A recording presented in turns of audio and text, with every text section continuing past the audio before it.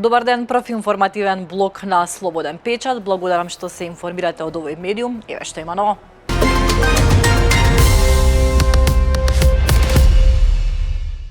Првиот гол не пресече и не знам што се случи потоа. Селекторот на македонската фудбалска репрезентација Гоце Седловски отворено зборуваше за разочарувањето по убедливиот пораз од Данска со 0:4 во полуфиналниот бараж за светското првенство 2026 одигран во Копенхаген. По овој неуспех Македонија ќе има уште еден надпревар во баражот и во вторник ќе игра за третата позиција против поразениот од дуелот меѓу Чешка и Република Ирска. И тоа на гостински терен.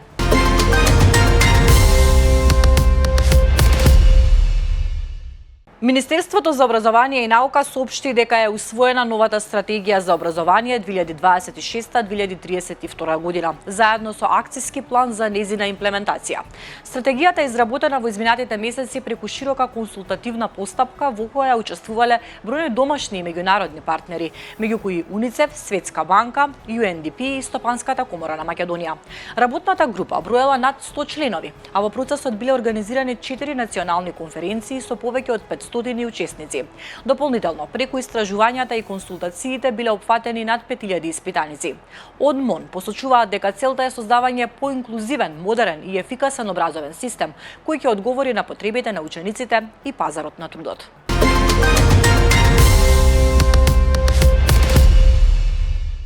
Неври Јадеми, кој во својство на новинар не делава во Тетово и се обрати на Министерката за образование и наука Весна Јаневска со зборовите: "Ти кажавме кога ќе доаѓаш во Тетово да земеш преведувач." Во објава на Фејсбук упатена до премиерот Христијан Мицкоски вели дека не се однесувал непристојно и дека поради изјавите на премиерот добивал бројни закани од македонски граѓани. Според него барањето му било едноставно и фер и имплицираше дека со тоа што Јаневска не водела со себе преведувач од албански јазик, таа не го почитувала албанскиот јазик. На однесувањето на Адеми реагираше Агенцијата за аудио и аудиовизуелни медиумски услуги, која ги потсети медиумските работници дека при извршувањето на работните задачи од својата професија треба доследно да ги почитуваат професионалните новинарски стандарди и принципи.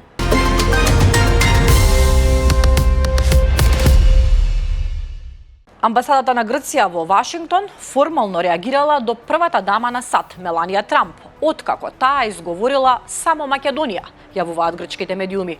Ова според образложението од амбасадата било корективна мерка за да се почитуваат правните стандарди од Перспанскиот договор од 2018.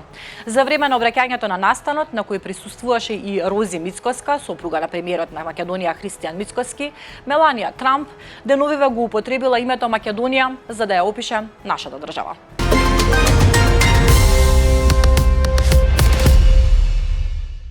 Силно невреме ја зафати Хрватска. Цела ноќ силен ветер направи големи штети на повеќе места. И утрово во Загреб дува силен ветер, при што откорнати се дрвја, а на некои места подигнати се и покриви. Поради невремето откажана е наставата во училиштата. Силен ветер дува и на крајбрежјето, а на сила се забрани за одредени возила. Поради снегот и зимските услови за возење во Горски Котар и Лика има ограничување за камиони. Според пишувањата на хрватските медиуми, во текот на ноќта и утринава во Загреб дува силен ветер и има паднати дрвја, оштетување на покривите и расфрлени керамиди, гранки и делови од огради на патиштата, додека некои семафори се нефункционални или навалени.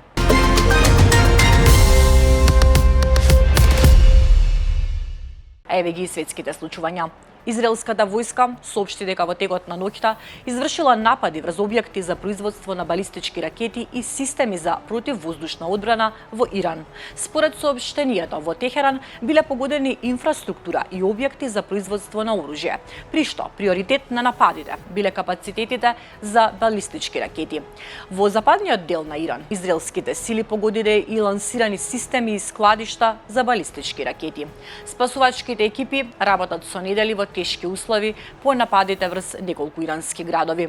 Меѓународната федерација на друштвата на Црвениот крст и Црвената полумесечина претходно соопшти дека иранските екипи бараат преживеани и обезбедуваат итна помош во погодените области.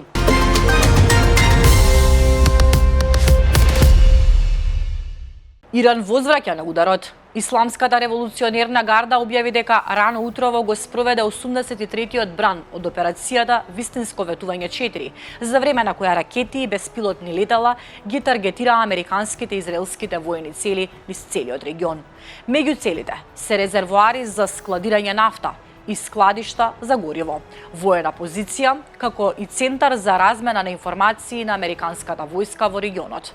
Во нападите е користена комбинација од напредно оружје, вклучувајќи ракети со долг и среден дострел на цврсто и течно гориво, прецизни системи за удар, повеќекратни боеви глави и самоубиствени дронови. Иранската гарда тврди дека нападите биле извршени со целосен успех, додека предупредува дека ќе продолжат со одмазничките операции против американски и израелски цели во регионот.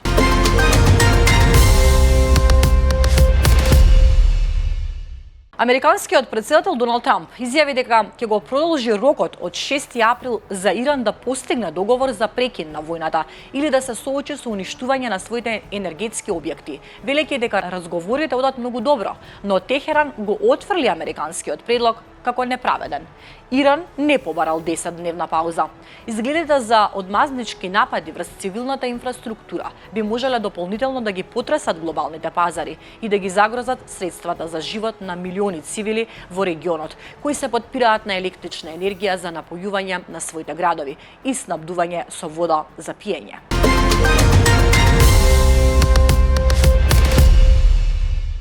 А цените на нафтата утрово забележуваат пат, откако американскиот претседател Доналд Трамп ја продолжи паузата во нападите врз иранските енергетски постојки за 10 дена, иако инвеститорите останаа загрижени, бидејќи неизбежното решавање на конфликтот изгледа малку веројатно.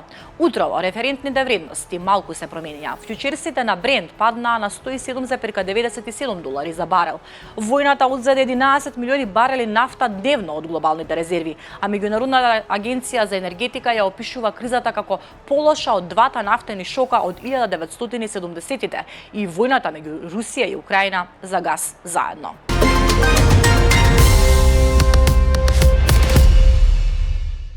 Почина младата девојка од Шпанија по еутаназија. Случајот ја потресе јавноста. 25-годишната Ноелија Кастилјо почина денес во близина до Барселона, откако и беше извршена еутаназија по дури 601 ден чекање и долг правен процес. Според здравствените власти, на Кастилјо и била обезбедена медицинска помош за достоинствена смрт во согласно со законот во Шпанија. Таа била параплегична и подолг период се соочувала со силни физички болки и сериозно психичко страдање. Случајот предизвика големо внимание во јавноста, особено поради обидите на нејзиниот татко да ја спречи еутаназијата. Еутаназијата во Шпанија е легална од 2021 година, но процедурите често се долги и комплексни, што во овој случај го потврдува.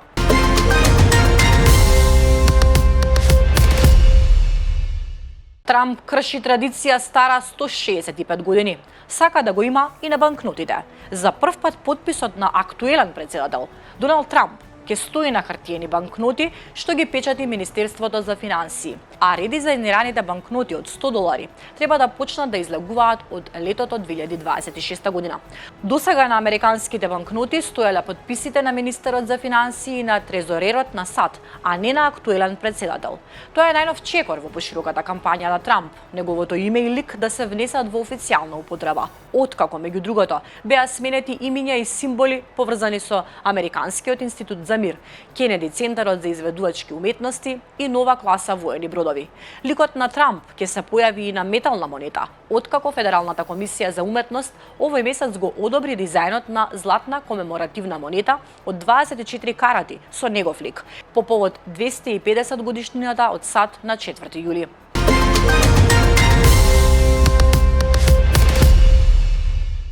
Театарот е потреба од човечка природа.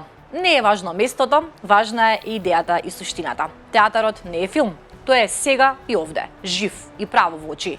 Отвара важни разговори и буди теми за кои мора и вреди отворено да се зборува.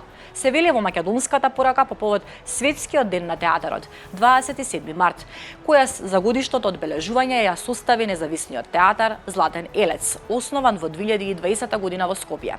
Како што се наведува, театарот е полн магацин со крилја, исто како во соништата, а публиката не доаѓа да гледа совршенство, туку да препознае искреност и чиста вистина. Среќен ден на театарот!